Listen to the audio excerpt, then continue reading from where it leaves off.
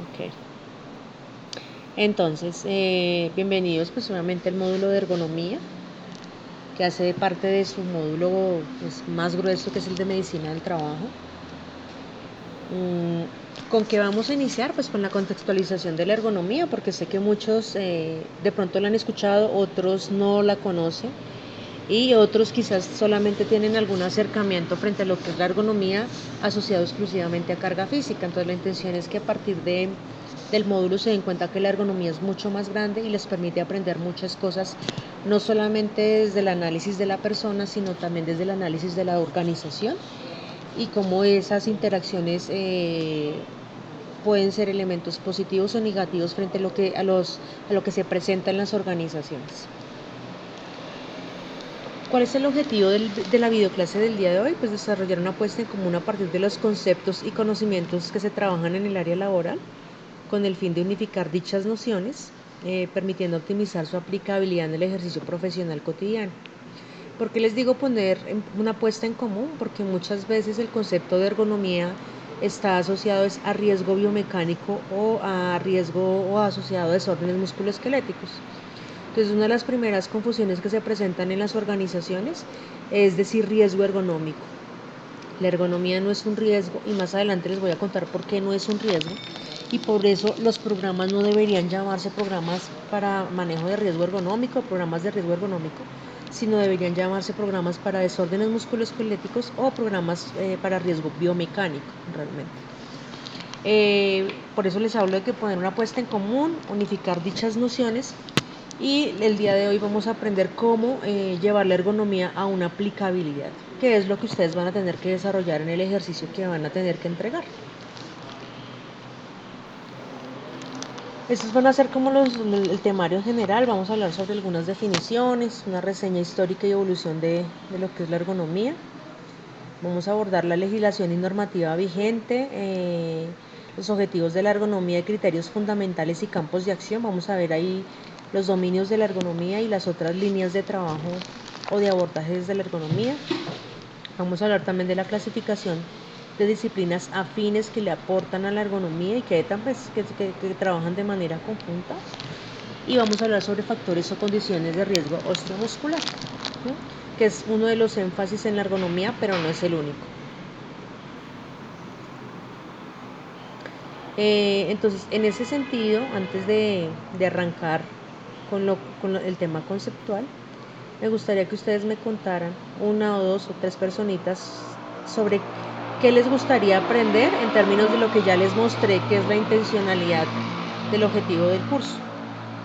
Entonces, si alguien puede abrir su micrófono y contarnos. No sé, alguien que se anime.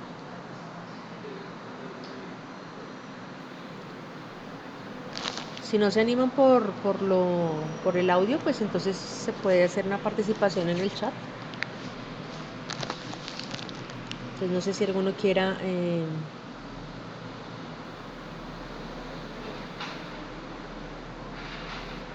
decir qué esperan del módulo o qué les gustaría aprender frente a lo que ya les he contado. ¿Ninguno? No, ninguna, porque realmente creo que todas son mujeres.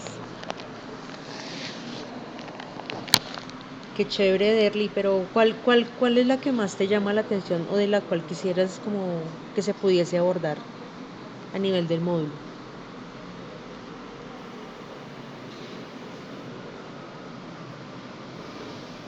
Derly ya se arriesgó a participar. No sé si alguna otra persona quisiera comentar que quisiera aprender del módulo.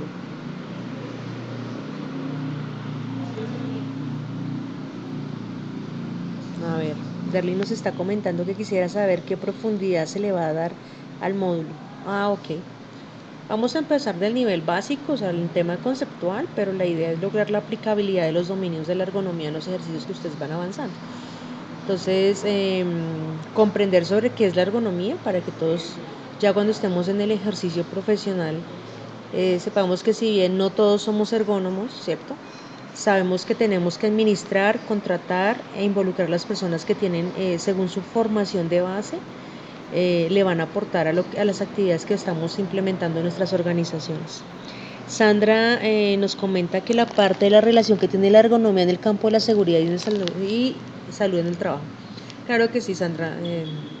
Muy interesante ese aporte y sí, claro, la idea es darnos, pues poder evidenciar que la ergonomía no solamente se casa con seguridad y salud en el trabajo, sino que va más allá y por ende sí tiene aplicabilidad en todas las acciones del ser humano. Mayra nos está comentando, me gustaría ver más a fondo la parte que decías de no ver la ergonomía como un riesgo.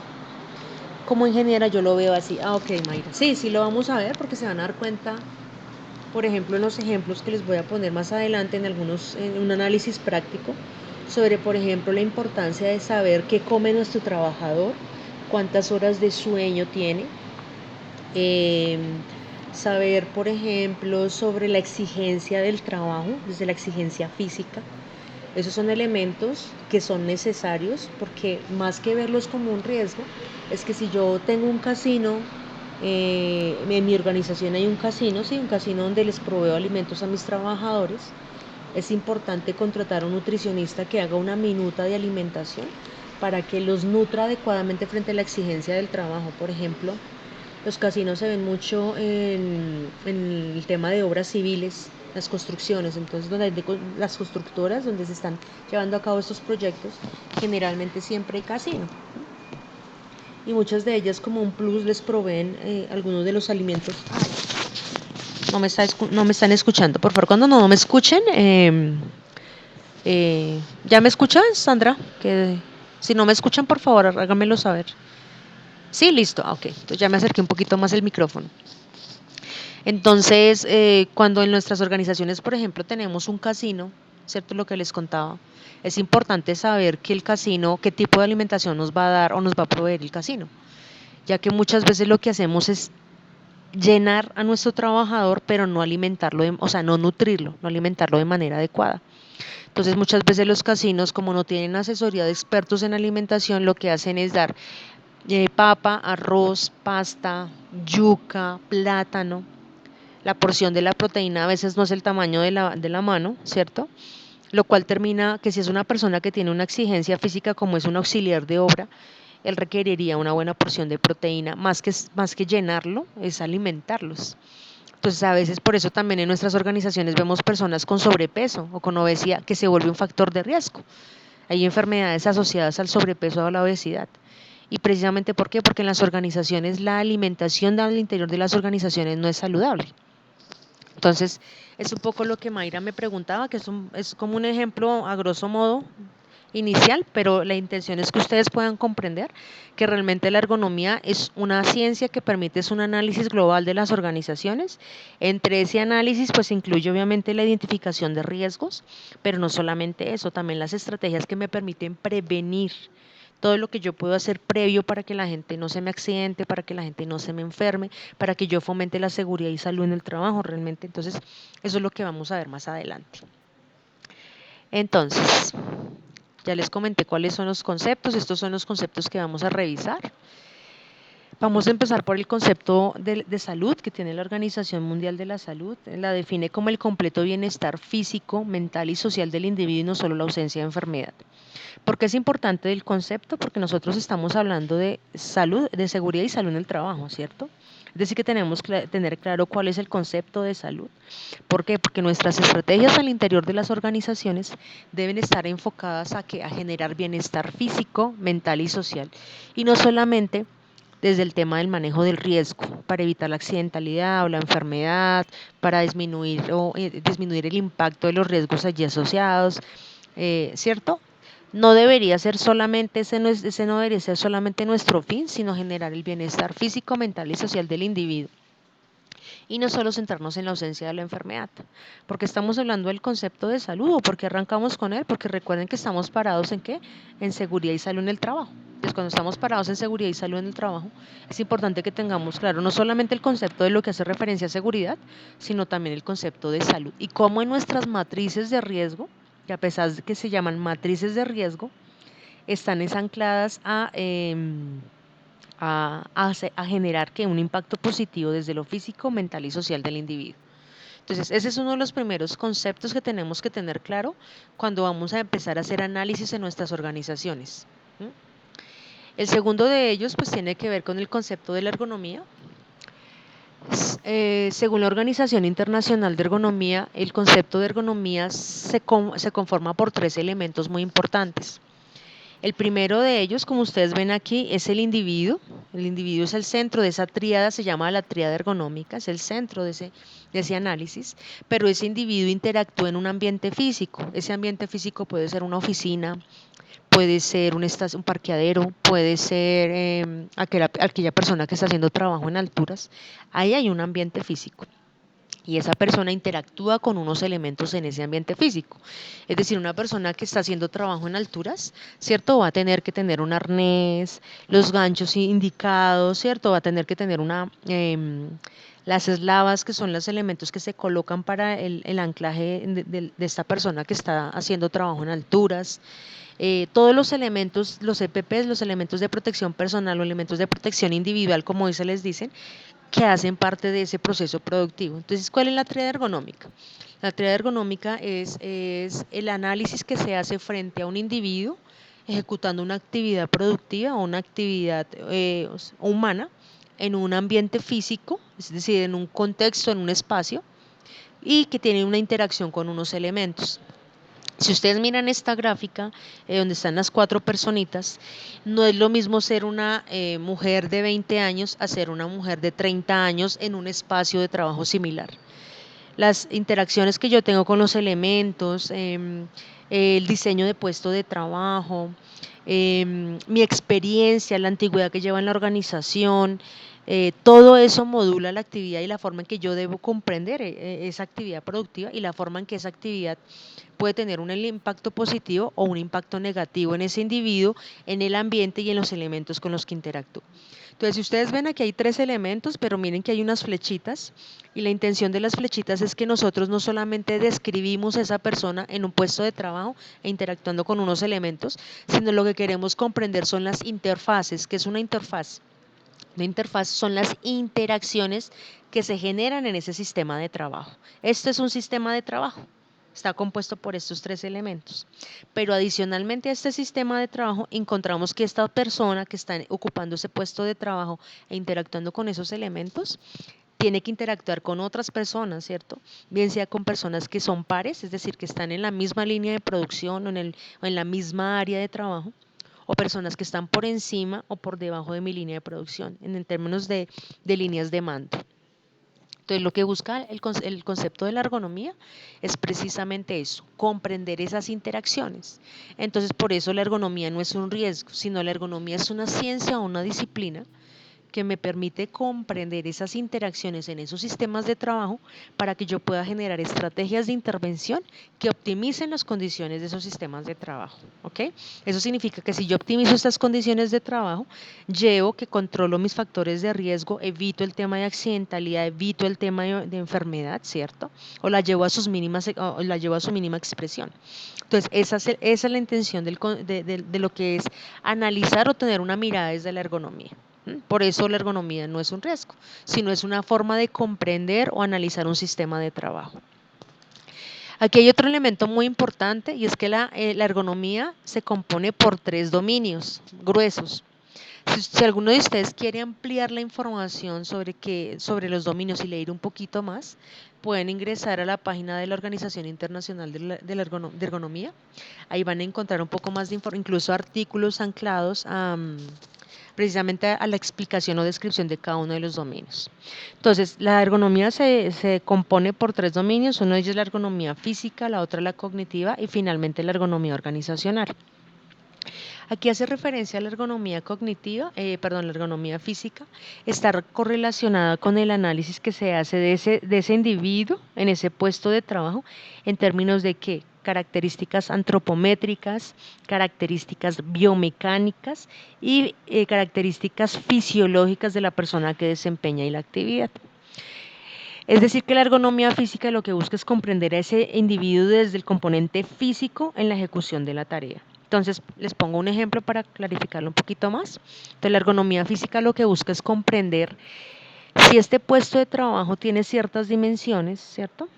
qué ajustes debo hacer para que una persona de 1,80 m pueda usarlo o una persona de 1,50 m. Eso se llama antropometría. ¿Cuáles son la posición de las articulaciones para que no se me vaya a enfermar? Es decir, cómo debería estar la rodilla, el tobillo y la cadera si la persona está sentada en esa silla, ¿cierto? Para que no se me vaya a enfermar. Eso sería biomecánica. Y fisiología, por ejemplo, este trabajo que tanta exigencia o gasto físico le genera al trabajador en términos de la actividad. Eso sería la fisiología. Entonces, esas son las tres características que se analizan en la ergonomía física. Como les acabo de decir, es importante conocerlas, pero es importante también saber que hay profesionales que según su profesión de base son los encargados de la implementación y de los análisis de estas características que les estoy diciendo. Es decir, que independientemente de nuestra profesión de base, de las personas que estamos aquí en este proceso de formación, nosotros lo que debemos hacer es entrar a liderar, es decir, a liderar, gestionar e incluso si tenemos el nivel de o la formación de base que nos permite hacer estos análisis, pues también hacer parte de esos análisis. Por eso es importante que ustedes hagan parte de este módulo y que comprendan a qué hace referencia cuando nos están solicitando, por ejemplo, un análisis de puesto de trabajo. ¿A qué hace referencia? Si nos están pidiendo un tema de procesos, generar un proceso y un procedimiento para una actividad productiva, que sería importante tener en cuenta. ¿Ok? Vamos con el siguiente dominio, que es la ergonomía cognitiva. La ergonomía cognitiva hace referencia al análisis que se hace frente a los procesos de aprendizaje, a los procesos de memoria, atención, los procesos de percepción de las tareas. Un ejemplo que les pongo aquí en esta fotografía que se ve en la diapositiva es que ustedes ven, por ejemplo, aquí una cabina de avión, ¿cierto?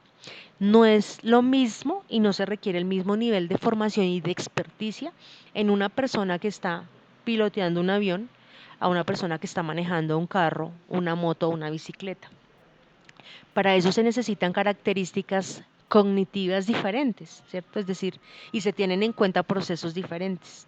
Quizás como las personas aprendemos diferente, no va a ser igual una persona que aprende a pilotear un avión en términos de tiempo a una persona que maneja quizás una bicicleta. Entonces ahí hablamos de memoria, atención, percepción, que son elementos muy importantes en las tareas, en las actividades. Por ejemplo, por eso es tan importante en la ergonomía cognitiva, porque es tan importante los procesos de inducción y reinducción, porque a veces la accidentalidad se me dispara porque le estamos explicando un proceso, un procedimiento a un trabajador y uno asume que el trabajador comprende cómo se ejecuta la tarea. Cuando lo llevamos ya a la línea de producción, la persona no sabe cómo se desarrolla y termina accidentándose porque tenía que utilizar una herramienta para hacer un corte en una materia prima, en un elemento, y terminó lesionándose porque los procesos de inducción y reinducción no fueron adecuados, porque no tuvimos en cuenta cómo aprenden las personas. Cada persona aprende de manera diferente. No sé si ustedes han escuchado sobre las inteligencias, los diferentes tipos de inteligencia, ¿cierto? Hoy no hablamos solamente de la inteligencia lógico-matemática, ¿cierto? Sino hablamos de una cantidad de inteligencias que a veces en algún momento se requieren para los procesos productivos y que se generen personas, o sea, que algunas personas tengamos condiciones diferentes o predomine alguna de esas inteligencias, hace que no sea fácil hacer un proceso y un procedimiento de manera similar para todo el mundo. Por eso es importante tener en cuenta los procesos de aprendizaje, cognición, memoria, atención, percepción, que son los elementos que se miden en ergonomía cognitiva. Y finalmente el tercer dominio, que es la ergonomía organizacional. La ergonomía organizacional lo que busca es comprender todo el tema de las interacciones a nivel administrativo, todo el tema, por ejemplo, de contratación, cuáles son los tipos de contratación en esa organización, el tema de horarios, el tema de pausas, micropausas, la existencia o no de perfiles de cargo, perfiles ocupacionales, el tema de la comunicación es un elemento, la comunicación en las organizaciones, la ergonomía organizacional también aborda el clima organizacional, la cultura organizacional, es decir, que la ergonomía organizacional lo que me permite comprender son esas dinámicas, perdón la redundancia, organizacionales que pueden estar incidiendo de manera positiva o negativa en las condiciones internas de esa misma organización. Si yo tengo una empresa, por ejemplo, en el tema de la flora, la recolección de flor, sucede mucho que estas personas cuando están en épocas de pico ¿cierto? Que son San Valentín y la fecha del Día de la Madre, es donde se dispara la recolección de flor. Amparo me está preguntando, perdón, hago un pequeño paréntesis ahí. Bueno, hay compañeros que no pudieron ingresar, no les aparece activa la videoclase, pero es extraño si la videoclase está ahí, está, pues si ustedes pudieron ingresar es porque ellos están, algo pasó. ¿Qué hacemos? ¿Qué hacemos? Nunca me había pasado esto, les cuento. Em, ¿Y no será que pueden compartir un usuario para que puedan ingresar a la videoconferencia? Porque es extraño, se supone que si están inscritos al aula, la conferencia les sale ahí, ellos deben poderse conectar. Amparo, ¿me ayudas a indagar, por favor? Ah, bueno, pero ellos están pudiendo ver la presentación porque me preocupa. ¿O les parece si cierro y vuelvo a ingreso? No sé, o cómo hacemos para garantizar que puedan ingresar ellos. Mm, ¿Les parece? ¿Pero creen que podemos seguir así o necesitan que salga o algo o genere algo para que puedan todos ver la videoclase?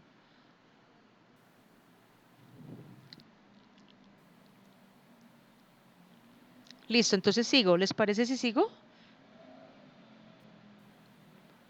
Ah, no, no te preocupes, Amparo, que igualmente la estoy grabando por Canvas, va a quedar grabada en Canvas y va a quedar grabada en Ocam. En Ocam se las voy a compartir por YouTube, entonces no hay problema. Y les copio el link para que la puedan ver por YouTube. Listo. Listo, por favor, les comentas a los compañeritos, porque no sé si me estén escuchando. Y voy a preguntar en virtual por qué está sucediendo esto, porque me preocupa. Listo. Entonces vamos a seguir. Entonces, como les contaba, en Flora esos picos de productividad genera que el tema osteomuscular se dispare, ¿cierto? Y eso tiene que ver con un tema organizacional, porque qué tan beneficioso es tener la misma población con una exposición osteomuscular disparada. Eso significa trabajando 12 horas diarias durante los 7 días de la semana, porque cuando tienen, como les decía, esas épocas pico en productividad, generalmente suele suceder y ahí se nos dispara todo el tema de enfermedad y el ausentismo, ¿no? Asociado a la actividad, precisamente a esos picos. Entonces, eso tiene que ver con ergonomía organizacional. Entonces, esos serían los 3 dominios de la ergonomía. Ahora quiero que comprendamos 3 niveles de análisis. Lo que inicialmente vimos fue el concepto de ergonomía, ¿cierto?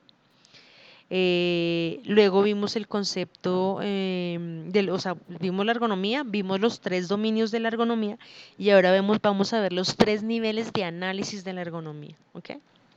Entonces, vamos a empezar por el nivel de la microergonomía. La microergonomía es comprender cómo interactúa ese trabajador con ese puesto de trabajo. Es decir, cuáles son las condiciones antropométricas, biomecánicas y fisiológicas que se dan o se ponen en marcha allí para el desarrollo de esa actividad. A ese elemento, comprender esas interacciones, ¿recuerdan la triada ergonómica? La triada ergonómica está anclada a la microergonomía, es comprender cómo ese individuo interactúa en un espacio de trabajo con unos elementos. Esa es la microergonomía y es un nivel de análisis. Segundo nivel de análisis es la mesoergonomía. La mesoergonomía se da en comprender la organización, es decir, cómo funciona esa organización. Entonces, eso significa que el tema del dominio organizacional está muy anclado a la mesoergonomía. No es lo mismo tener 12 empresas de obra civil, no es lo mismo ser, por ejemplo, de obra civil o construcción, no es lo mismo ser Amarillo. Yo creo que ustedes han escuchado que es Amarillo, es una empresa de construcción que incluso actualmente está tratando de participar en convocatorias a nivel internacional para generar proyectos externos. Entonces, no es lo mismo ser Amarillo que ser la constructora pequeña en donde yo hago un edificio de 5 pisos, ¿cierto? Eso es la mesoergonomía, comprender desde el tema organizacional cómo funciona cada una de esas empresas independientemente si soy la multinacional o si soy la empresa pequeña o familiar. Eso es la mesoergonomía. El otro nivel de análisis es la macroergonomía. La macroergonomía se implementa para comprender el sector productivo. Es decir, que a eso se le denomina análisis de sistemas de trabajo, comprender la globalidad de un sector productivo.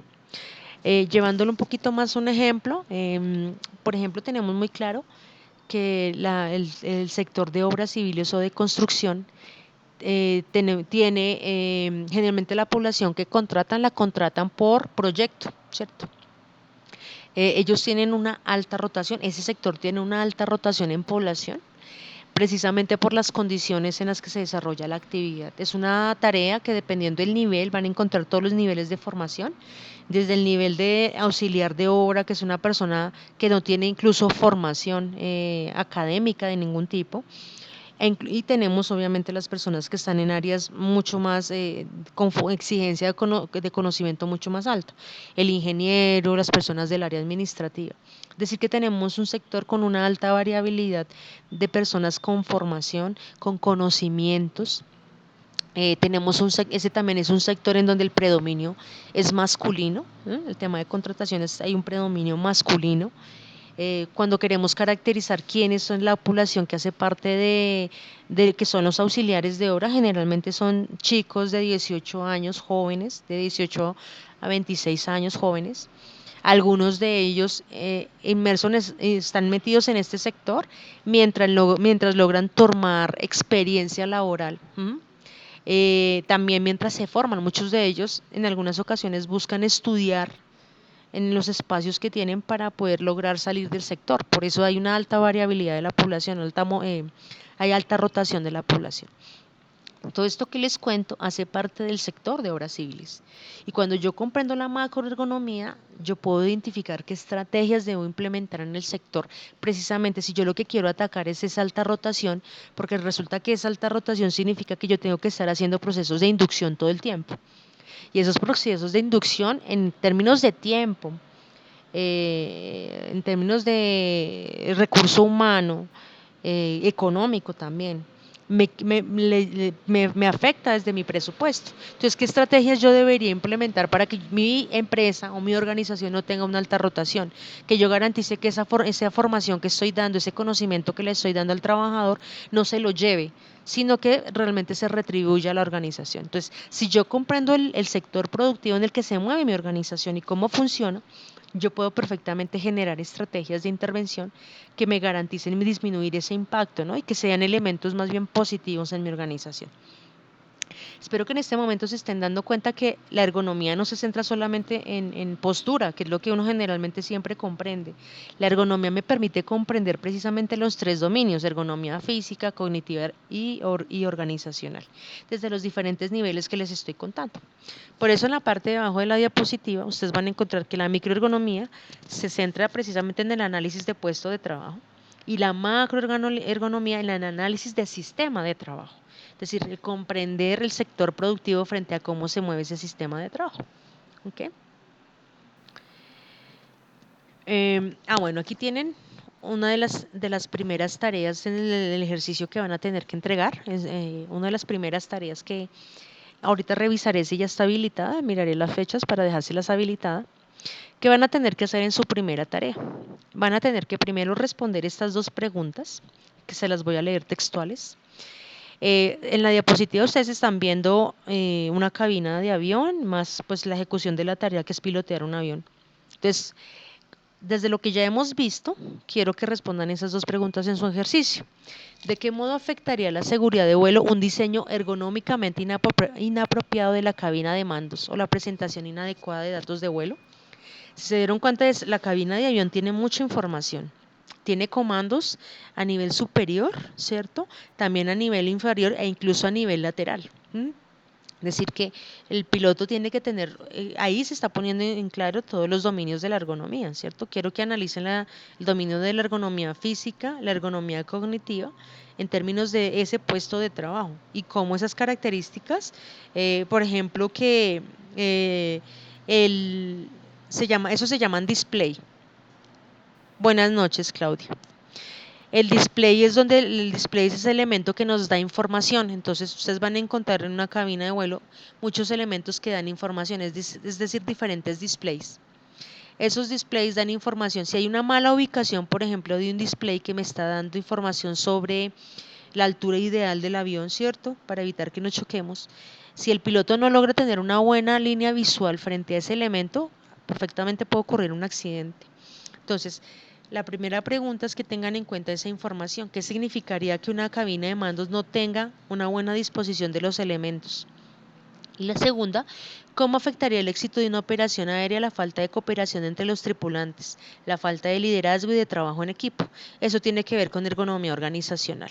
Entonces, si se dan cuenta, el primer ejercicio, bueno, uno de los elementos del primer ejercicio es responder estas dos preguntas. Van a tener que poner en la primera tarea responder qué es la ergonomía, cómo, para qué sirve, cómo se implementa, y van a tener que hacer un diagrama incluyendo todos los conceptos que van a aprender en esta primera clase.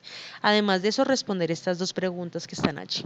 Entonces, ahorita les habilitaré la tarea para que la tengan clara, o se la puedan revisar, y si tienen alguna pregunta, con gusto se la resuelvo. Entonces, ¿qué van a tener que hacer en su ejercicio? Pues aplicar los dominios de la ergonomía al ejercicio que les acabo de explicar, responder las dos preguntas que ya acabaron de ver y tienen que hacer un dibujo concretando los conceptos aprendidos. Puede ser un gráfico, cualquier tipo de gráfico. Hablamos de mapas mentales, mapas de telaraña, cuadros sinápticos. La idea es esa, ¿ok? Cuando ya revisen la tarea, si tienen alguna duda, pues se los responderé. Ahora vamos a entrar al concepto de salud ocupacional. ¿Por qué? Porque es importante el concepto de salud ocupacional. Porque resulta que la ergonomía, al ser una disciplina o una ciencia, ¿cierto?, que nos permite comprender esos sistemas de trabajo o esas actividades humanas mucho más globales desde la teoría de ergonomía, significa que la ergonomía es mucho más grande que la salud ocupacional. ¿Por qué? Porque vamos a leer el concepto de la salud ocupacional que ofrece la Organización Mundial de la Salud o la Organización Internacional del Trabajo. Ambas definen la salud ocupacional como el proceso vital humano no solo limitado a la prevención y control de accidentes y enfermedades ocupacionales dentro y fuera de su labor, sino en el énfasis en el reconocimiento y control de los agentes de riesgo en su entorno biopsicosocial, es decir, en el entorno biológico, social y psicológico de un individuo.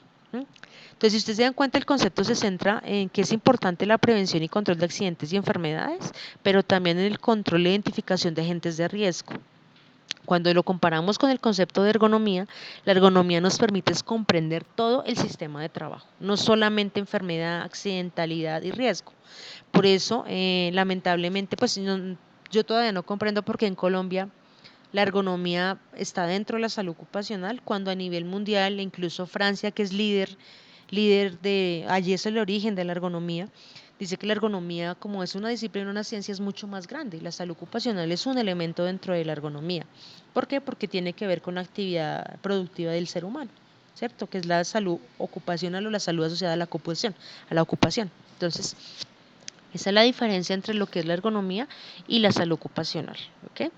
¿Es clara la diferencia entre lo que sería hacer un análisis ergonómico y lo que sería hacer un análisis de la salud ocupacional?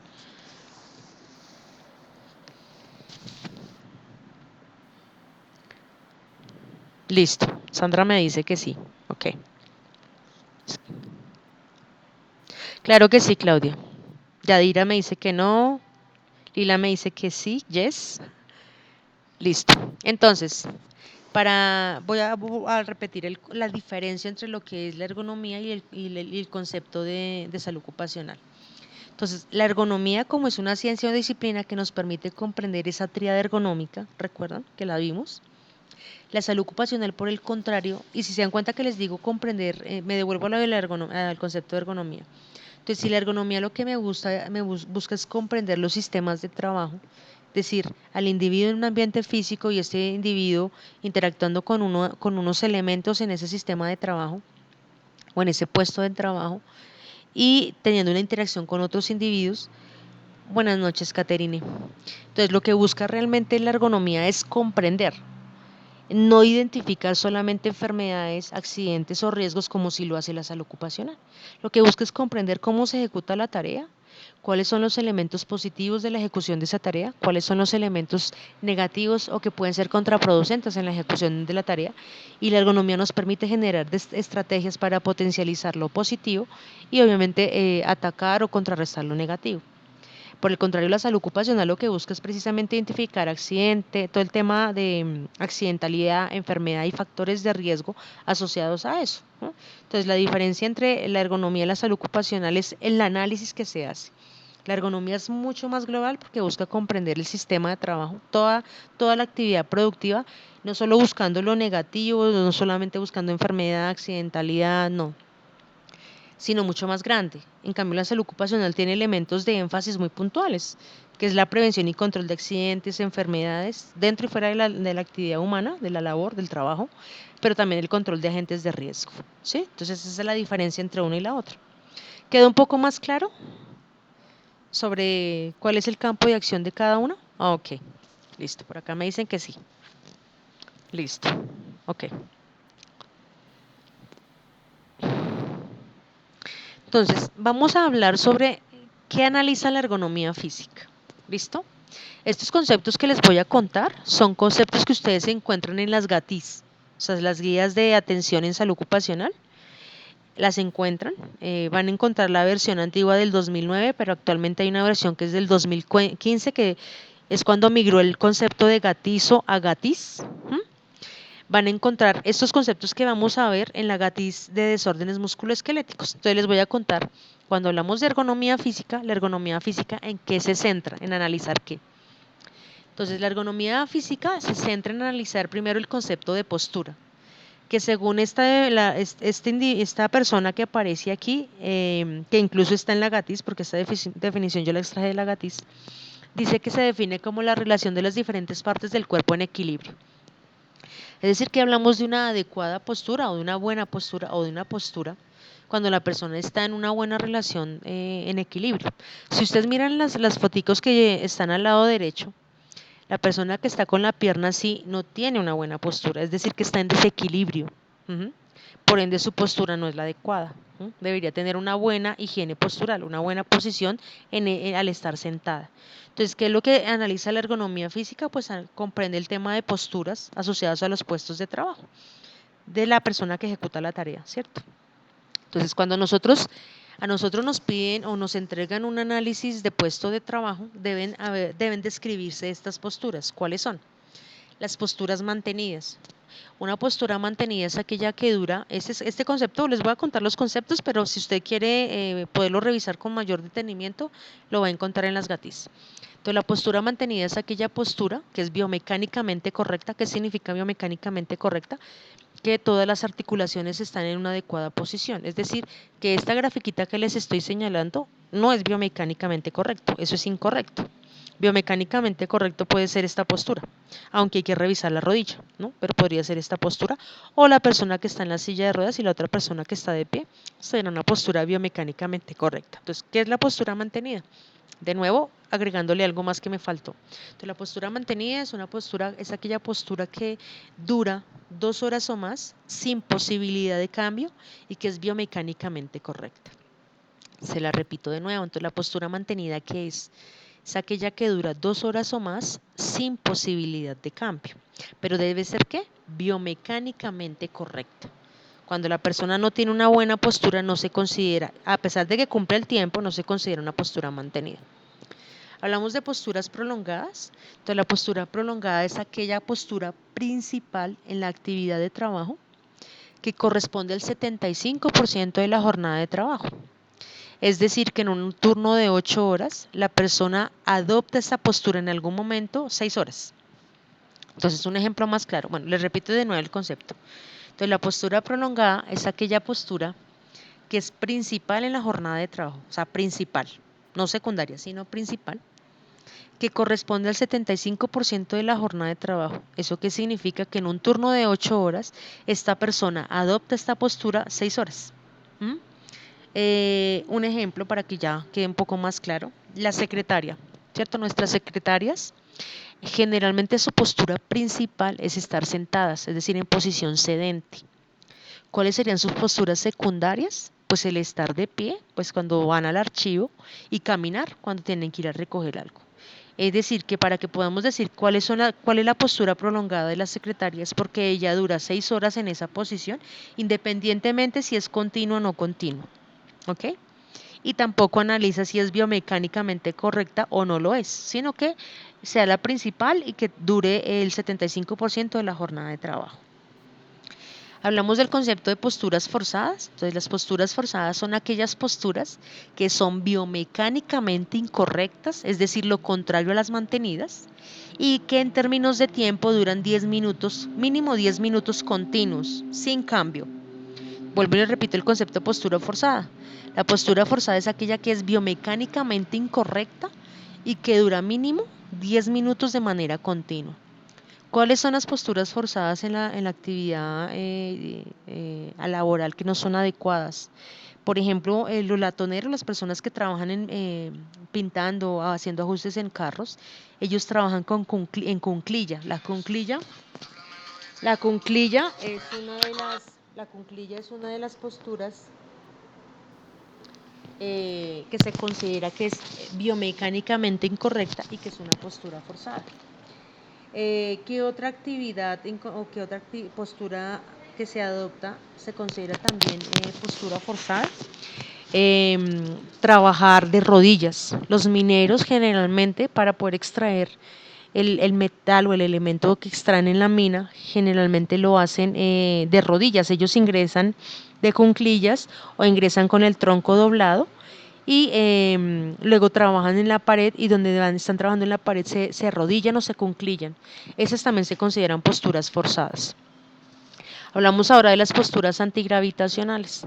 Las posturas antigravitacionales son aquellas posturas en donde los segmentos del cuerpo están en contra de la gravedad. Entonces, ¿qué son las posturas antigravitacionales? Son aquellas posturas en donde los segmentos están en contra de la gravedad. Por ejemplo, también tenemos el caso de los latoneros. Ellos cuando están trabajando en buses, el bus generalmente puede alcanzar una altura de 2 metros del piso al techo, ¿cierto? Cuando ellos trabajan con la herramienta, con la pulidora, en la lata del auto, ellos sostienen la herramienta con los brazos por encima del nivel de los hombros. Eso significa que eso es una postura antigravitacional y es lesiva. El otro concepto que tenemos es el movimiento repetitivo. Los movimientos repetitivos nacen del concepto de lo que es un ciclo de trabajo. Entonces, si ustedes se dan cuenta del concepto de ciclo de trabajo que también es extraído desde la GATIS, dice que es todo aquello en donde el ciclo menor es a 30 segundos o minuto, es decir, la actividad completa o el gesto que desarrolla la persona dura eso, 30 segundos o un minuto, donde hay una alta concentración de movimientos. Eso significa que la gran mayoría de la jornada del trabajo esta persona tiene más del 50% realizando esa actividad y que utiliza pocos músculos o músculos pequeños. Ese es el concepto de ciclo de trabajo corto. Ahora hablamos del concepto de movimiento repetitivo. Entonces, el movimiento repetitivo es aquel donde la persona ejecuta de 15 a 20 movimientos por minuto, utilizando músculos pequeños. Generalmente, pues obviamente son los de los brazos, generalmente músculos pequeños, y en donde los movimientos son cíclicos. ¿Qué significa cíclico? Que el primero es igual al segundo, al tercero, al cuarto. Por eso habla de la concentración del movimiento y es más del 50% de la jornada de trabajo la persona realiza la actividad. Entonces, el movimiento repetitivo son aquellos movimientos que son cíclicos, que se realizan más o menos de 15 a 20 movimientos por minuto, utilizando los mismos músculos y generalmente son músculos pequeños. Ese es el concepto de movimiento repetitivo. ¿Cuáles son los elementos que siempre están en las actividades productivas? Pues las posturas mantenidas, las posturas prolongadas y los movimientos repetitivos. ¿Qué nunca debería existir en el trabajo? En las actividades productivas, las posturas forzadas y las posturas antigravitacionales. Estas dos posturas son altamente lesivas en términos de tiempos de exposición en los individuos. Eso significa que si nosotros tenemos trabajadores con posturas forzadas, sí o sí se nos van a enfermar o se nos van a incapacitar. Si tenemos personas con posturas antigravitacionales, también. Por el contrario, si hay posturas mantenidas, la idea es disminuir el tema de carga física asociado a esto, lo mismo la postura prolongada y lo mismo los movimientos repetitivos, ya que esas posturas existen en cualquier actividad humana de trabajo y no se pueden eliminar. Lo que pasa es que sí se pueden controlar para evitar que se vuelvan un riesgo a nivel osteomuscular. ¿Ok? ¿Alguna pregunta aquí sobre el concepto de ergonomía, sobre lo que se evalúa en ergonomía física desde la postura? ¿O todo está claro?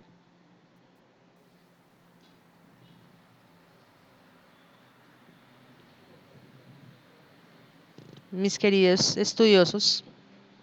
Ok. Karen me dice que no. Muy bien. Listo, Mayra dice que está claro. Lila también. Daniela.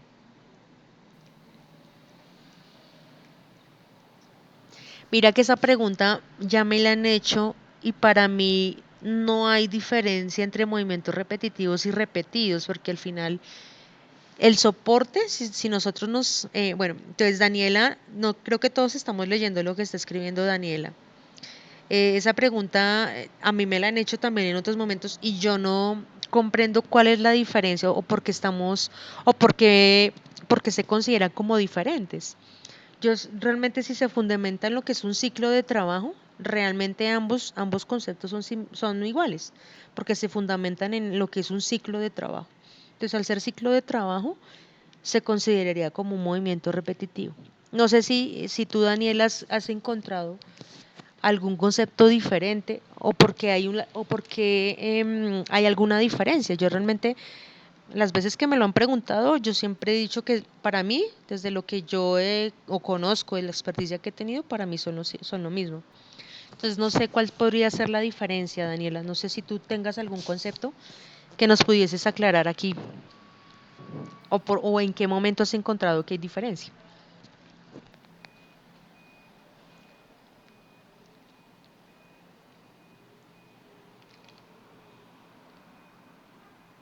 Queremos saber si...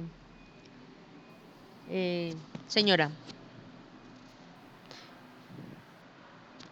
Daniela, no, cuéntame, amplíame esa respuesta, por favor.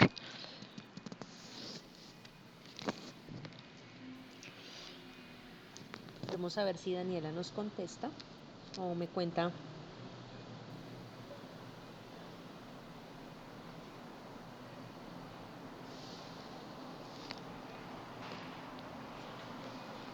Sí, y el repetido.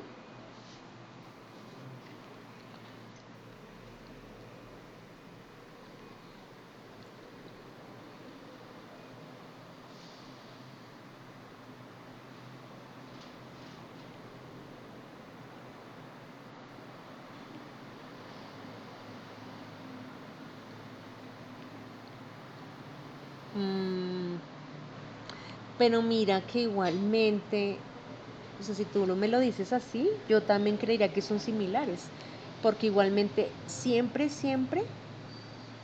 tú tienes que definir dónde inicia el ciclo y dónde termina. Y siempre va a haber un cambio en la actividad. Las micropausas, hablamos de esas micropausas, siempre son esos momentos en donde termina el ciclo y se reinicia, que puede ser, por ejemplo, un control de calidad. Entonces, no sabría encontrarle diferencia. Claudia nos dice que yo tengo una inquietud que se puede hacer para mitigar ese tipo de movimientos para mejorar la salud de los trabajadores. Ah, bueno, Daniela, pues yo realmente siento que no hay diferencia, incluso cuando tú me lo explicas, porque hablamos de ciclos de trabajo, pero mira que dice el 50% en el... Ya te respondo, Claudia. Quiero aclararle un poquito a Daniela lo que me está indagando. Mira que habla cuando la jornada es más, o sea, cuando hay una concentración mayor de movimientos, o sea, que implica mayor del 50% de la jornada de trabajo. Eso quiere decir que hay un 50% que pueden ser pausas o pueden ser otros tipos de actividades. Entonces, si te das cuenta, mira que este concepto aplica para las dos definiciones, para movimientos repetitivos y los movimientos repetidos. Entonces, sabes que todavía, y ese concepto de movimientos repetidos yo no la encontré en la GATIS, no la encuentro en la GATIS, entonces no sabría decir si realmente hay una diferencia. Igualmente sí me parece importante, Daniela, que si encuentras alguna literatura que nos pueda clarificar la diferencia y nos la puedes compartir, sería espectacular para todos, porque nos es útil. Y Claudia me está preguntando cuáles son las estrategias para disminuir el tema de esas actividades. Gracias a ti, Daniela. Bueno, dentro de las estrategias, que eso lo vamos a ver más adelante, desde las estrategias a implementar en las organizaciones, encontramos que están las pausas activas, están las micropausas, que son esos momentos en donde la persona hace control de calidad, en donde no está haciendo el movimiento, sino que está de manera visual controlando o mirando la calidad del producto. Que se da mucho en las líneas de producción, en las bandas sin fin, donde hay productos de manera iguales, repetidos. La persona tiene momentos que son micropausas. Hablamos de las pausas programadas, que son, por ejemplo, los recesos que se tienen para ir a almorzar, para el desayuno y eso. El almuerzo, eso se llaman pausas programadas. Todos esos elementos, las pausas activas, las pausas mentales, que son esas, o pausas cognitivas, que son las que se hacen para disminuir la carga mental. Todos esos elementos son los que disminuyen por ejemplo, las posturas mantenidas y los movimientos repetitivos, disminuir el impacto. No quiere decir que no haya impacto, porque igualmente hacen parte de la actividad humana. Lo que pasa es que disminuyo el impacto para que no se me conviertan en elementos lesivos. Entonces, las pausas activas son elementos de recuperación osteomuscular, o sea, o corporal, muy importantes. Lo que les decía, las micropausas, con esos que son controles de calidad, y las pausas programadas también son elementos muy importantes para que los tengan en cuenta. Y esas serían como las estrategias que podemos implementar en las organizaciones para disminuir el impacto, Claudia. Listo. Dentro de las posturas adecuadas, que es importante, perdón, me paso una diapositiva para saber si allí está el grafiquito que les quiero mostrar. Ahora, no, ya les voy a explicar acá. Amparo me dice, profe, ¿eso de las pausas activas se pueden realizar en procedimientos administrativos? Desde su experiencia, ¿qué tipo de pausas activas proponen para profesionales del área de la salud, médicos que entran a cirugía de 10 horas? Bueno, Amparo, resulta que desde el análisis que uno hace de la revisión de literatura, se dice que una persona que tiene exposiciones por encima de 8 horas netas de trabajo, ¿cierto? Tanto desde el tema de carga mental como de carga física, ya independientemente de la estrategia que tú implementes, no vas a controlar el factor de riesgo, o sea, no vas a lograr minimizar el factor de riesgo, porque ya hay muchos análisis y por algo se dice que las personas deberían estar trabajando 8 horas netas de trabajo, ¿cierto? Por eso cuando tú me dices que los médicos con cirugías continuas de más de 10 horas, donde el tema de la exigencia mental y física es altísima, ahí realmente tú puedes hacer todas las estrategias preventivas que quieras, pero realmente no se va a disminuir el impacto porque hablamos de trauma acumulado. Entonces, cuando hablamos de trauma acumulado, realmente, independientemente de las estrategias que realicemos, por tema de exposición, no vamos a minimizarlo. Entonces, si hablamos por tiempo de exposición, no hay mucho que hacer. Pero, ¿qué se sugiere en tema de las pausas activas? Resulta que las pausas activas, hoy en día hay un concepto que se llama pausas activas inteligentes. ¿Qué significa las pausas activas inteligentes? Las pausas activas o los programas de pausas activas inteligentes se deben diseñar en términos de la actividad que realiza la persona. Una pausa activa no puede ser igual en el área administrativa que, por ejemplo, en médicos, ¿cierto? ¿Por qué? Porque la pausa activa en los administrativos, si el administrativo todo el tiempo está sentado, tiene poca actividad o movimiento en las piernas, ¿cierto? Y una alta exigencia muscular en los brazos porque digita, trabaja todo el tema de control de computador, documentación. La pausa activa en el administrativo debería ser primero rompiendo la postura en la cual está, o sea, rompiendo la postura mantenida. Por ende, la pausa no podría ser sentado, sino tiene que ser de pie. Siempre hay que hacer un momento de activación en los trabajadores. Eso significa que hay que moverlos, calentarlos, hacer una fase de calentamiento. Y las partes del cuerpo que estuvieron estáticas hay que moverlas, ¿cierto? Porque la sangre también se estanca en términos de las posturas que hacemos de manera prolongada. Es decir, la vena varice se puede generar estando mucho tiempo de pie o mucho tiempo sentado, ¿cierto? Entonces, por eso es importante cambiar la postura en la que se hace la pausa activa, debe ser cambiando la postura. Se debe mover lo que está quieto y se debe estirar lo que está exigido. Es decir, que el administrativo deberíamos estirarle ¿qué? Brazos, ¿cierto? Brazos principalmente. Deberíamos fortalecer columna porque ellos tienden a sentarse mal y porque generan debilidad muscular debido a su actividad productiva que es muy estática, muy quieta. Y las piernas no se mueven. Entonces, por eso es importante que la pausa sea una pausa activa inteligente. Por el contrario, si tenemos médicos, dependiendo de su actividad, ¿cierto?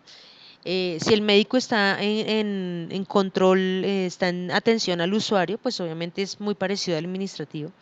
Pero si es el médico en cirugía, que es un elemento muy importante, los tiempos de recuperación y los estiramientos. ¿Por qué? Porque es como si el médico, es como cuando uno va al gimnasio. Los músculos se cansan. Si yo no los estiro y no les permito tiempos de reposo, se me van a lesionar, ¿cierto? Perfectamente uno en el gimnasio, por sobrecarga muscular, se puede desgarrar. O sea, uno por hacer mucho ejercicio se puede uno desgarrar. Lo mismo puede pasar con un médico cuando tiene una alta exigencia muscular debido a la precisión en brazos, en manos, ¿cierto? Podría tener lesiones, no necesariamente un desgarro, pero podría tener lesiones, como cuáles, por ejemplo, las tendinitis, que es la inflamación de los tendones debido ¿qué? A la exigencia física. Entonces, ¿qué es importante del médico? Si él está todo el tiempo en la cirugía de pie, pues la pausa primero hay que moverlo y ojalá hacer estiramientos en posición sedente.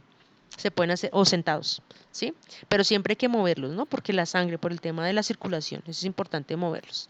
Y hacer estiramientos. Aquello que he estado de pie, por ejemplo, estirar mucho las piernas es importante por la posición y los brazos.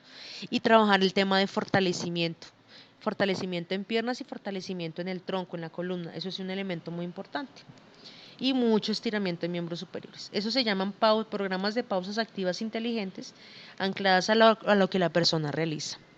Entonces, no sé, Amparo, si te pude resolver la duda frente a cómo serían. Ok. Entonces, vamos a hablar sobre posturas adecuadas. Como vimos, la ergonomía física se centra muy en el análisis de las posturas o en la forma en que la persona hace la tarea, ¿cierto? Que es importante también que enseñemos estrategias de higiene postural. ¿Qué significa la higiene postural? Es hacer adecuadas posturas en el desarrollo de la actividad. Que cuando nosotros hacemos una capacitación de higiene postural hay que abordar tanto lo intralaboral como lo extralaboral. ¿Por qué? Porque nosotros podemos enseñarle a la persona a tener un buen puesto de trabajo en la empresa, pero cuando llega a la casa se acuesta en la cama a trabajar con el computador. Eso significa que muy buen puesto de trabajo en la organización, pero pésimo puesto de trabajo en su casa. Y los hábitos en términos de la higiene postural deben ser iguales. O sea, lo que hacemos y le enseñamos al trabajador, la intención es que se lo lleve también y lo ejecute en la casa. ¿Ok? Por eso cuando hablamos de posturas adecuadas, todo el tema de higiene postural que está anclado a ergonomía física, debe hacerse o debe enseñarse tanto dentro como fuera del trabajo. ¿Qué es importante cuando estamos de pie? Cuando estamos de pie, las personas deberían mantener siempre el abdomen contraído, o sea, eso se llama core, los músculos del core se deben contraer porque son los que me dan estabilidad a nivel global. ¿No? El centro del cuerpo, el pilar del cuerpo son los músculos abdominales y los de la espalda y los laterales, esos son elementos.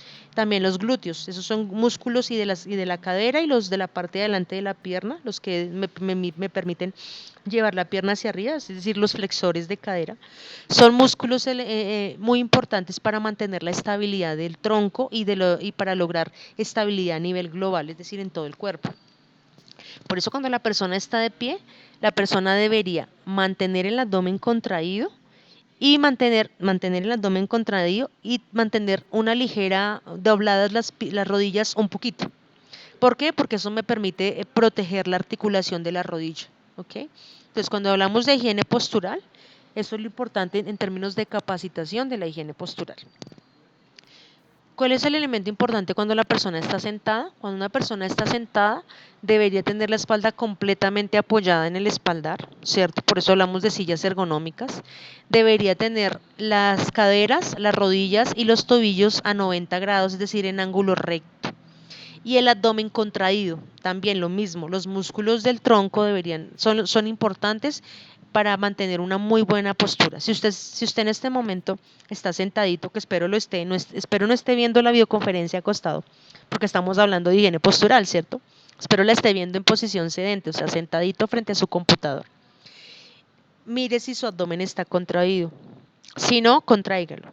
Y se da cuenta que apenas contraiga el abdomen, usted se endereza, se pone recto.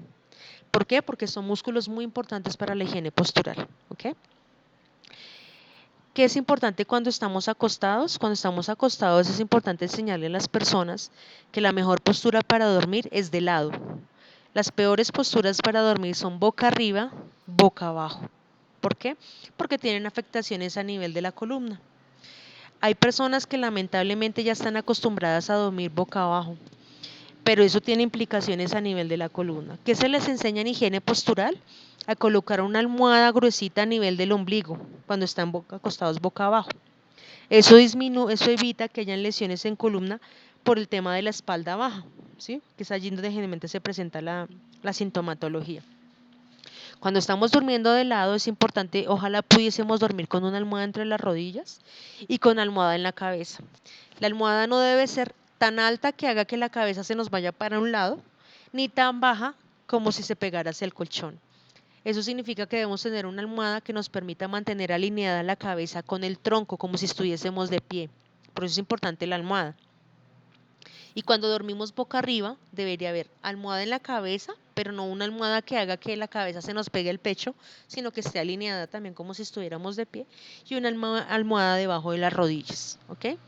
Esto que les estoy explicando, les estoy dictando una capacitación rápida de higiene postural, pero son elementos que les debemos enseñar a los trabajadores para cuidarse dentro y fuera del trabajo. Que es importante al estar acostado, hablamos de la higiene del sueño. Un elemento muy importante de la higiene del sueño es que el colchón debe cambiarse, no puede nacer con nosotros y morir con nosotros, porque precisamente el colchón por el tema de las presiones se deforma. Entonces, un colchón que supuestamente es ergonómico puede durar de 8 a 10 años en términos pues del cuidado que se le haya tenido.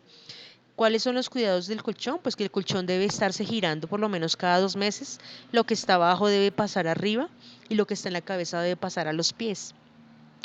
Más si nosotros tenemos pareja y alguna de las dos personas es más pesada, eso es importante porque precisamente por las presiones el colchón tiende a deformarse. Entonces, esos cambios permiten que precisamente le demos como calidad en términos del uso del colchón. ¿Qué es importante al levantar objetos? Ustedes creo que en algún momento han estado en capacitaciones sobre levantamiento de objetos. Siempre el abdomen debe estar contraído, la persona debe acercar el objeto próximo a su cuerpo y hacer doblar las rodillas y levantarlo del piso, ¿cierto? Cuidado como levantamos las llaves del piso, ¿no? A veces llevamos el tronco hacia adelante y no estamos cuidando nuestra columna. Al cargar los objetos es importante que las personas mantengan el abdomen contraído y lleven el objeto pegado al cuerpo, siempre cuando hablamos de manipulación manual de carga. Y al dejar los objetos exactamente lo mismo, como los levanté los debo soltar, es decir, el abdomen contraído, porque recuerde que esos músculos son primordiales para el cuidado de la columna. Contraemos el abdomen, bajamos con las rodillas dobladas y dejamos el elemento en el piso. Esos son elementos que hay que enseñarle a los trabajadores en el tema de manipulación manual de carga, por ejemplo.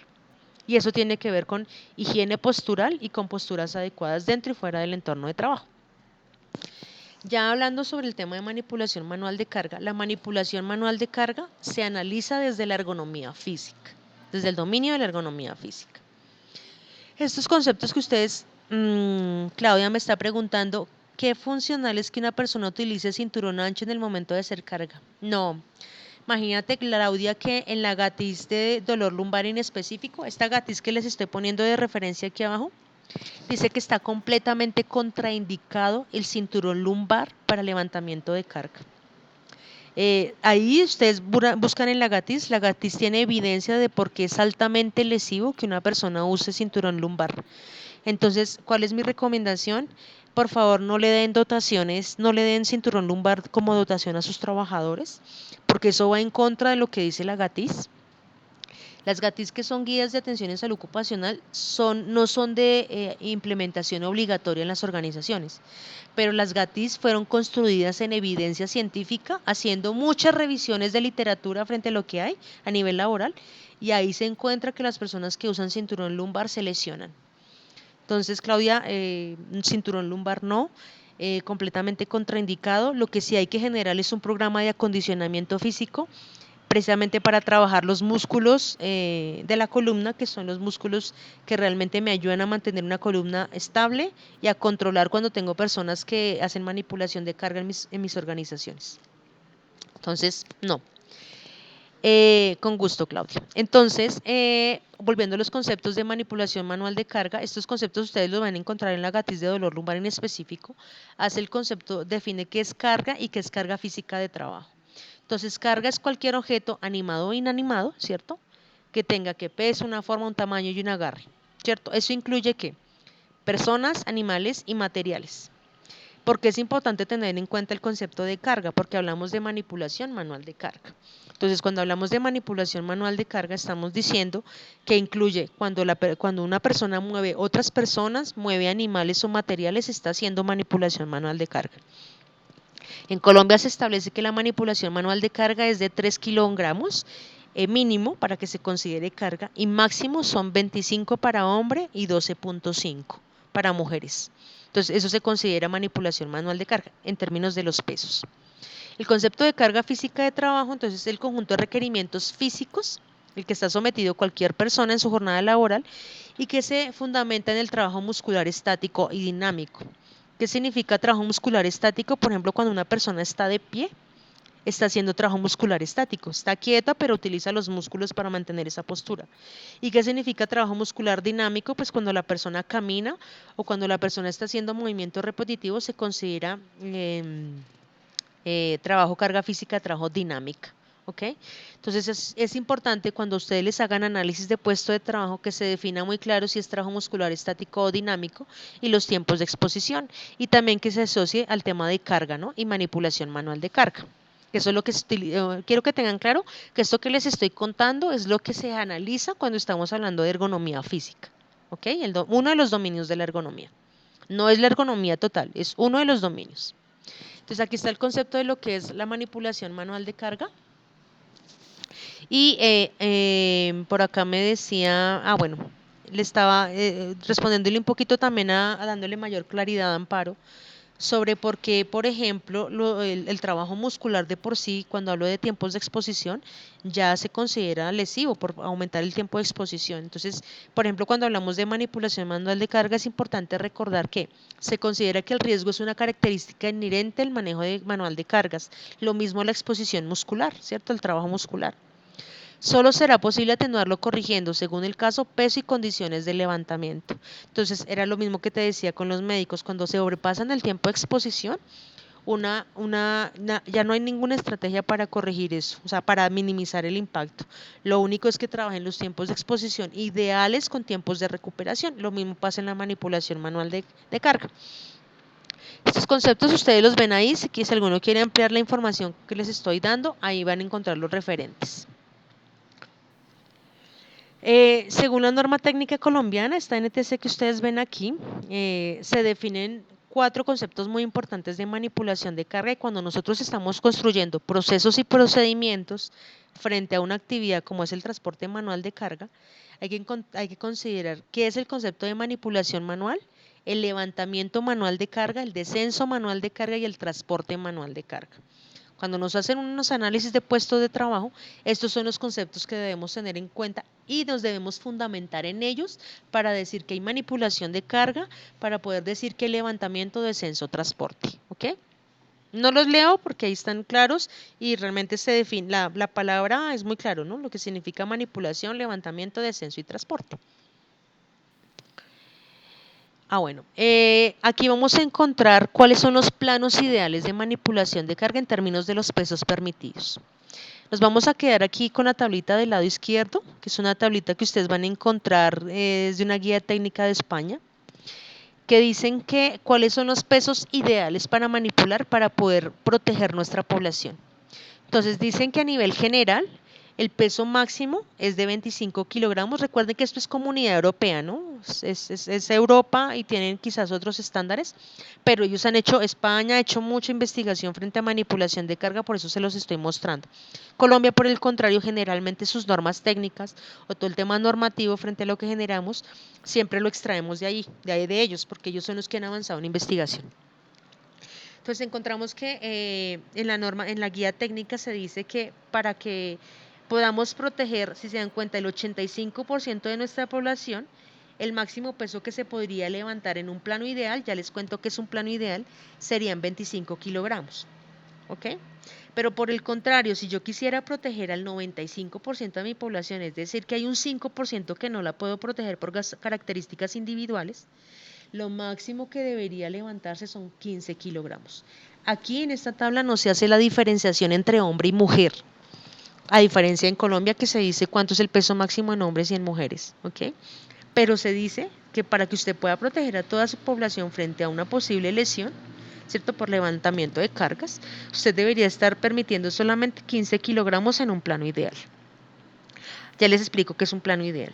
El 40%, dice aquí que hay trabajadores entrenados que pueden levantar más peso, ¿cierto? ¿Cuál es el tope? Pues 40 kilogramos. Pero si ustedes miran lo que dice la Comunidad Europea frente a cuánto porcentaje estamos protegiendo en población, no ponen. ¿Por qué no ponen? Precisamente porque ellos no se arriesgan a decir que es un trabajador entrenado. Todavía no podemos definir que es un trabajador entrenado.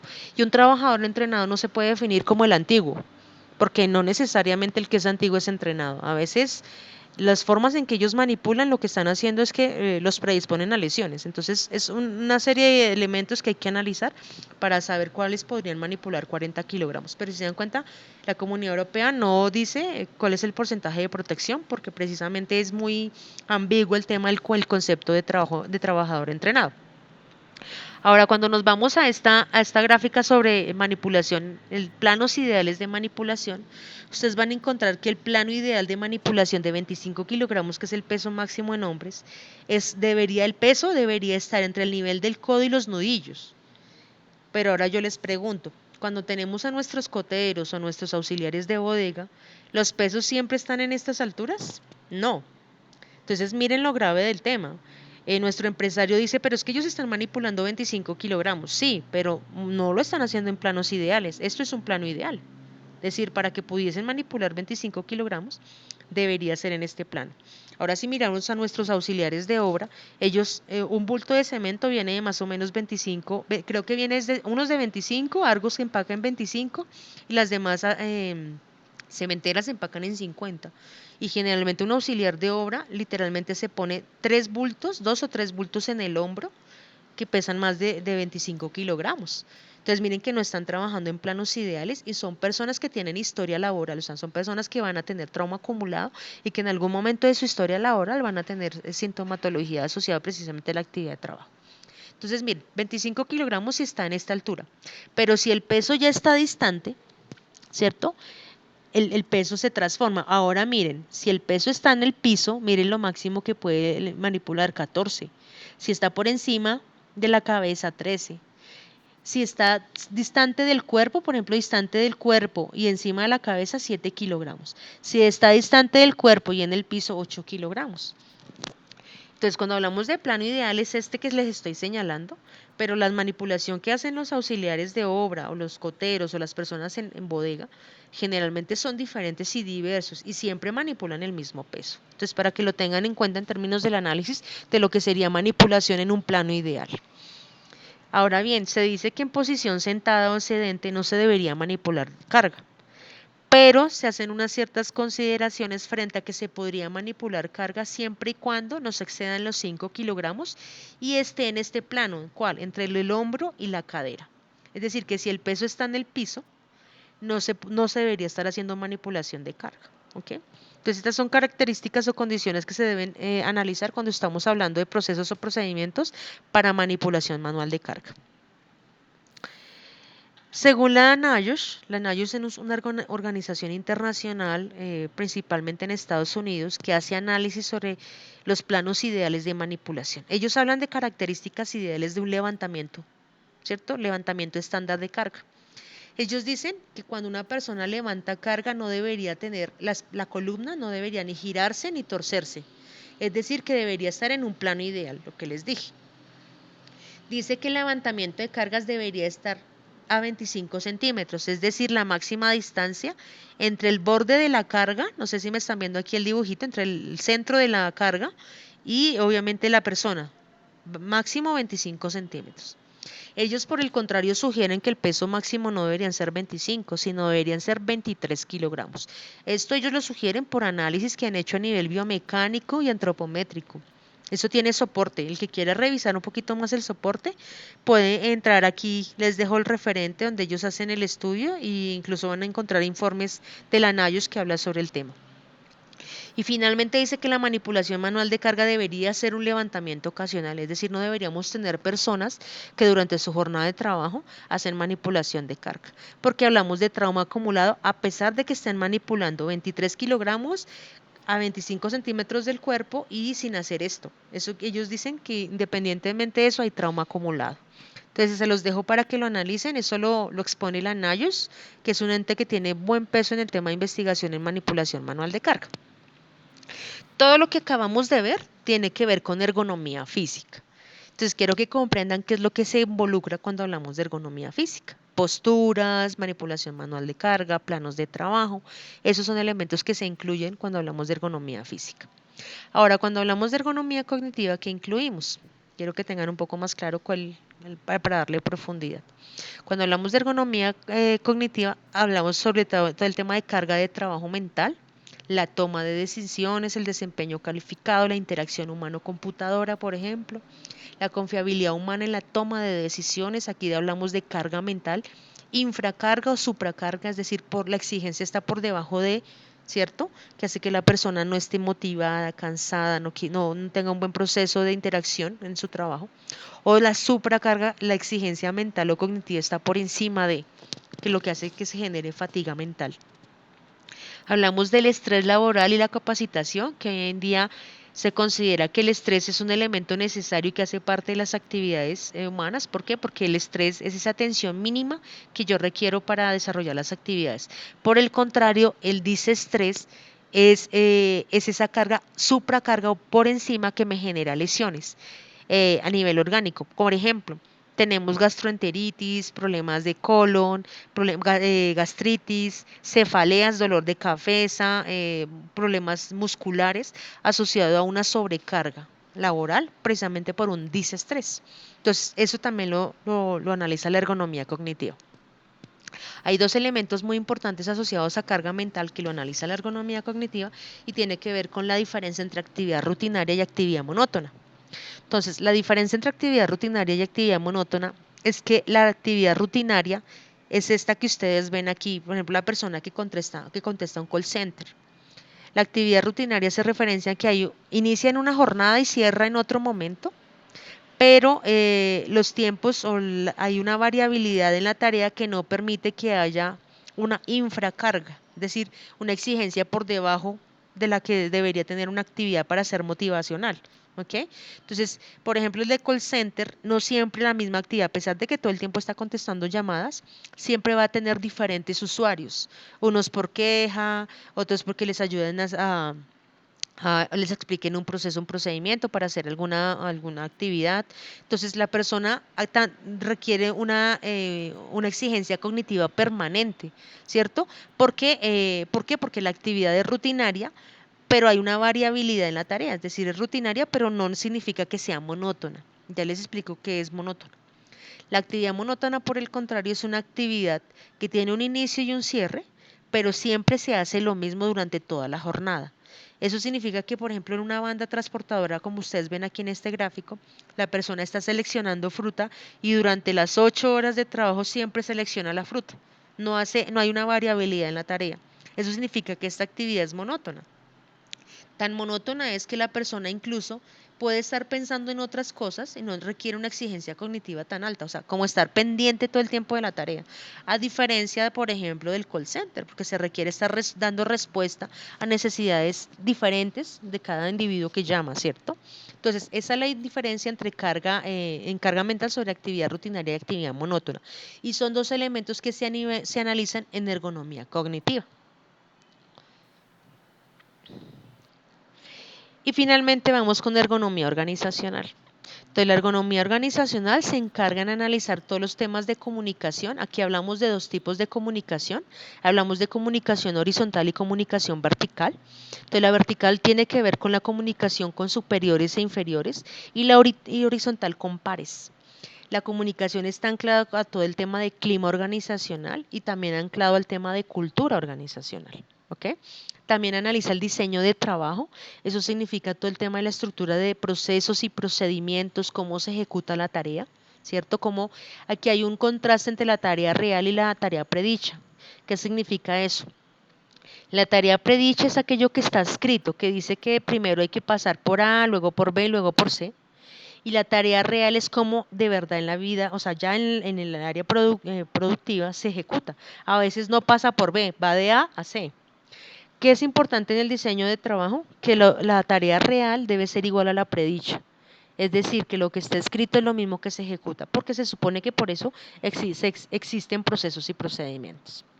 El diseño de horarios de trabajo, eso es importante, la ergonomía organizacional lo analiza, porque para construir un programa de rotación de turnos hay que considerar características desde la fisiología.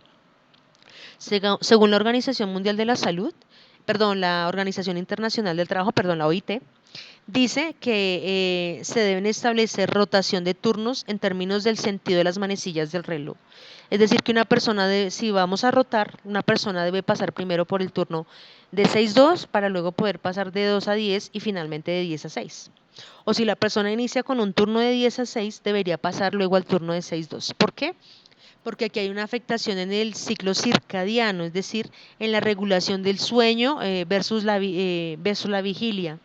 Y cuando no hay un diseño de horarios de trabajo, generalmente estas personas, cuando debían estar despiertas y productivas, están cansadas y es cuando se cometen errores y pueden generar accidentes de trabajo.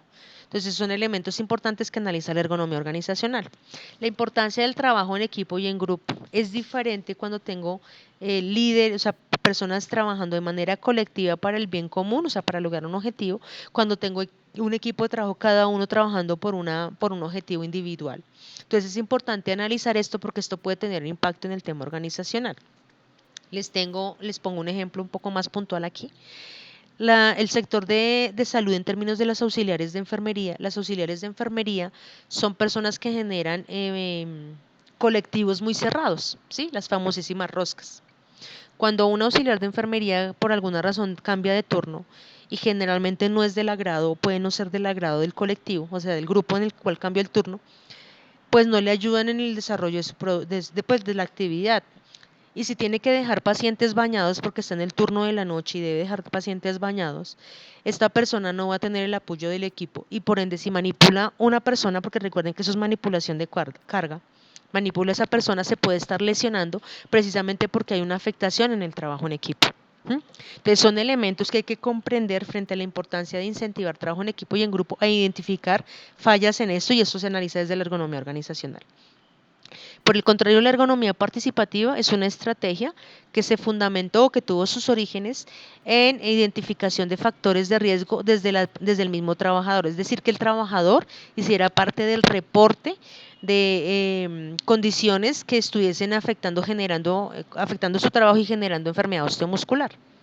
Entonces la ergonomía participativa en sus orígenes tuvo como la condición precisamente de disminuir a partir del trabajador, desde la misma propuesta del trabajador o la participación del trabajador en la resolución del problema para prevenir enfermedades o problemas osteomusculares. Hoy en día la ergonomía participativa se utiliza como una herramienta para resolver cualquier problema en cualquier organización, desde cualquier dominio, desde la ergonomía física, cognitiva, organizacional. ¿Qué significa eso? Que la ergonomía participativa busca involucrar no solamente al trabajador, sino también a todas las personas que toman decisión en la cadena productiva, es decir, desde el gerente hasta el jefe de área, el trabajador, todas las personas que hacen parte del proceso, por eso se llama ergonomía participativa. Entre todos se busca la solución a una problemática en la organización. Hablamos del tema de teletrabajo. El teletrabajo es donde se usa el uso de tecnología para el desempeño de trabajo. Generalmente el teletrabajo se ejecuta fuera de la zona de contratación o disposición de la organización. Siempre se hace trabajo distante. ¿Mm? Al teletrabajador, que así se le define al que la persona que ejecuta el teletrabajo, cuando hacemos teletrabajo en las organizaciones y vamos a contratar teletrabajadores, es importante generar procesos y procedimientos frente a lo que tiene que ver con accidentes de trabajo, reporte de accidentes de trabajo, porque generalmente estas personas están distantes al puesto de trabajo y generalmente es su casa donde ellos desarrollan la tarea.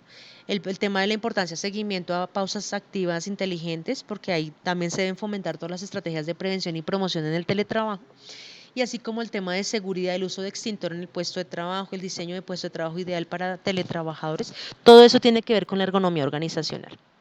Finalmente, con el tema de gestión de calidad y contratación, eso tiene que estar anclado, la gestión de calidad está anclado a todo el tema de los sistemas de gestión de calidad y cómo están de manera transversal a todos los procesos y procedimientos, y está anclado a ergonomía organizacional y el tema de contratación, el contrato fijo, término indefinido, el destajo, todo eso tiene implicaciones frente a las interacciones que se desarrollan en una organización. No sé si tienen alguna pregunta en este momento.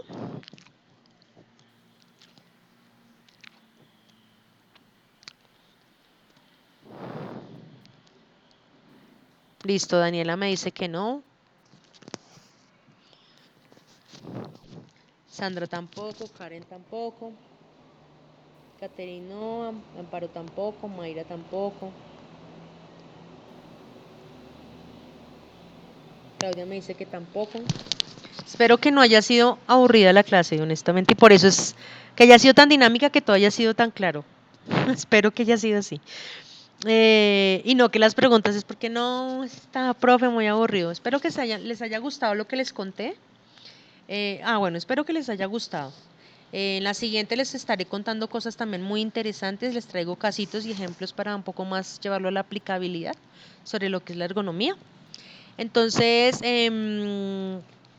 la intención de esta última diapositiva es que de manera individual me envíen una conclusión de lo que aprendieron el día de hoy al correo. Listo, yo les respondo su correo haciéndoles un comentario frente a la conclusión. Entonces, ya me regreso. Claudia me está preguntando cuáles son las actividades, entonces me voy a regresar.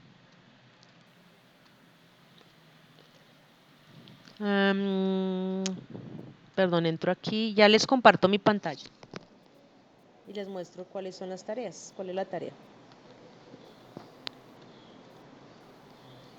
Ya les comparto mi pantalla.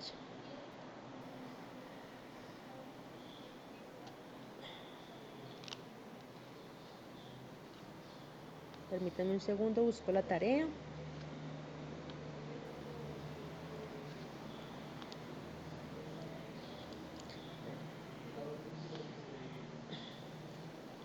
Según veo aquí, la actividad ya está visible, se habilita del 29 al 4 de agosto.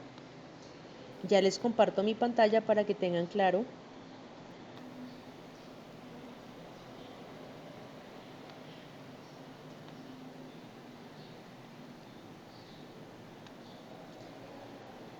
¿Están viendo mi pantalla? Sí, ya están viendo mi pantalla. Entonces, ¿qué tienen que hacer? Miren, ¿qué deben hacer? Pues deben desarrollar la siguiente actividad. Primero deben contestar esta pregunta: ¿qué entienden por ergonomía? ¿Qué finalidad tiene la ergonomía? En el caso que les mostré del avión, recuerdan que les dije primera actividad, deben aplicar los dominios de la ergonomía a esa actividad, es decir, al pilotaje de un avión. Deben realizar un dibujito que aplique los conceptos que vimos hoy y respondan las dos preguntas generadas en la videoclase. ¿Listo? Eso es lo que tienen que hacer. Las dos preguntas de la diapositiva que habla del avión, más estas dos que están aquí, ¿listo? Aplican los dominios de la ergonomía y hacen un dibujito o un diagrama que ponga los conceptos que aprendieron el día de hoy. ¿Listo? No sé si tengan alguna pregunta. No, Amparo, ¿no la ves? ¿No ves mi pantalla o no ves la tarea?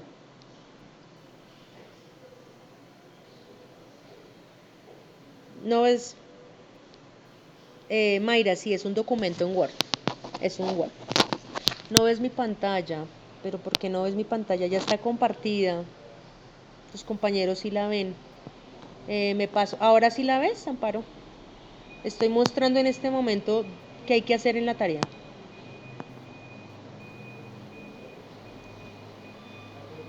¿Ya la viste, Amparo? Me salí de la... Ay, bueno. No sé por qué no puedes ver la pantalla. No sé qué está pasando con Canvas, pero bueno. Pero igualmente no te preocupes. Sí, señora, también. Bueno, entonces, perdón, le respondo a Amparo. No te preocupes, Amparo. Igualmente tú entras a la actividad y ahí está descrito qué hay que hacer. Si hay alguna pregunta, con gusto me escribes y yo te la resuelvo. Sí, señora. Y Yadira me está preguntando que si yo les dicto medicina laboral. Sí, señora, también les dicto medicina laboral. Catherine me pregunta que tiene una duda con la pregunta número 5. Responda a las dos preguntas generadas en el ejercicio de la videoclase. Caterina, es que empezando la videoconferencia, yo les mostré una diapositiva en donde hay dos preguntas y que hay una cabina de avión. Entonces, mira la presentación de nuevo. Ahí vas a encontrar las dos preguntas que hay que responder y esas son las que también hay que agregar al trabajo. ¿Listo? Sandra, ¿me quiere preguntar algo, señora?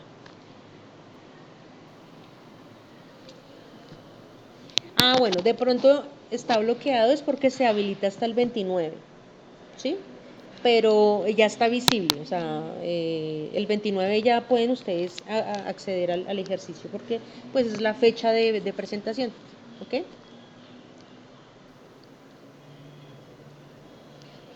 Pero ustedes ya están viendo conmigo medicina laboral,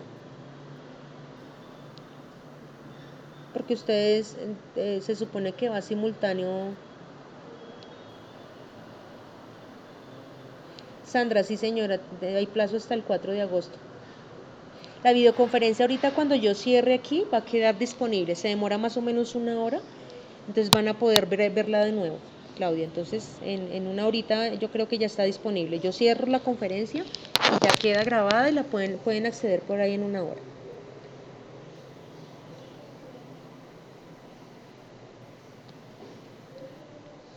Listo, pero ya empezaron a ver conmigo medicina. Bueno, ya dirán, no, pero entonces están habilitadas. Ya están habilitadas las de rehabilitación porque quedan igual grabadas que estas del trabajo, la medicina del trabajo. Por favor, revisen rehabilitación y me cuentan porque hasta donde yo sé, yo las pude ver. Y no hay dos, solamente es una. La de ayer que vimos, la de ayer. Uy, perdón, que es que me están escribiendo todos al tiempo y se me están pasando.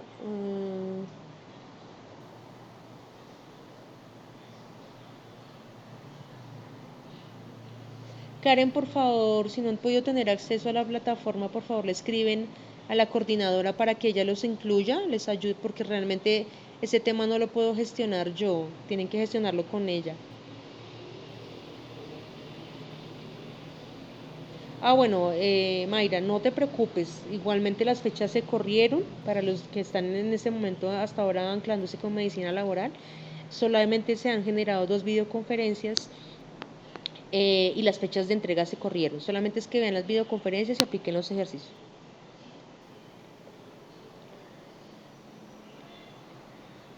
Listo, voy a ver si la puedo colgar ahorita mismo. A ver si ya me habilitaron para poder colgar el link para que puedan ver la videoconferencia. Mayra, por favor, le escriben a la coordinadora para que les habilite el ingreso a rehabilitación porque yo ya las pude ver y están ahí.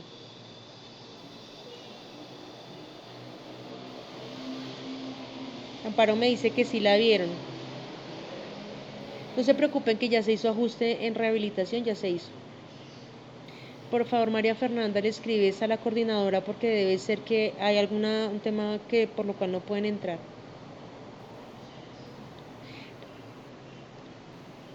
Bueno, Mayra, por favor, si no han podido acceder es extraño porque si están inscritas en el curso deben poder acceder a la conferencia. Si no, por favor, escríbanle a la coordinadora que ya debe ingresarlas a ustedes al aula. La de Sandra, la de medicina laboral ya está habilitada, ya está montada para que la puedan ver. La pueden ver solo en Canvas porque no la pude grabar porque no estaba habilitado aquí en el computador. entonces no se las puedo montar a YouTube, pero la pueden ver por Canvas, la de medicina laboral de ayer.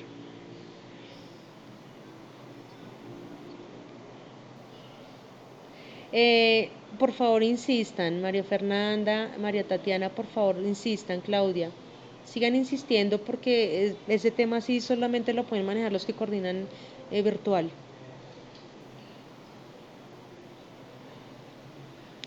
Amparo, por favor revisen a ver si la pueden ver y si no me escriben para saber porque yo ya las pude ver, ambas las pude ver, sé que están ambas montadas. Ya dirás que las dos de medicina hay una que no pude grabar. Creo que la primera me toca revisar, pero voy a tratar de compartirles las que tengo, ¿sí?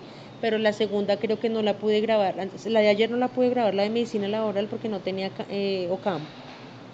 La de la semana antepasada sí se las puedo compartir. Por favor, me escriben un correíto para poderme recordar. Sí, señora Karen, no se me va a olvidar. Listo. ¿Tienen alguna otra pregunta? Si no, ya culminamos. ¿Ya saben cuál es la tarea que tienen que entregar? Listo, Mayra, perdóname. Sí, Mayra. Sí, señora. Sí, sí. Voy a ver si logro hacer eso de una vez. Si me lo habilita. Ah, listo, Mayra, listo. Sí, señora. Voy a ver si puedo hacer eso de una vez y les cuelgo el link en Canvas. Bueno, con gusto. Entonces les deseo una feliz noche. Bueno, cualquier cosa me están contando. Vale, Sandra, voy a hacer el ejercicio. Si no, síganme acosando, por favor. No, pero ya me voy a poner a hacer eso. Listo, con gusto. Les deseo una feliz noche. Bueno, gracias. Feliz noche.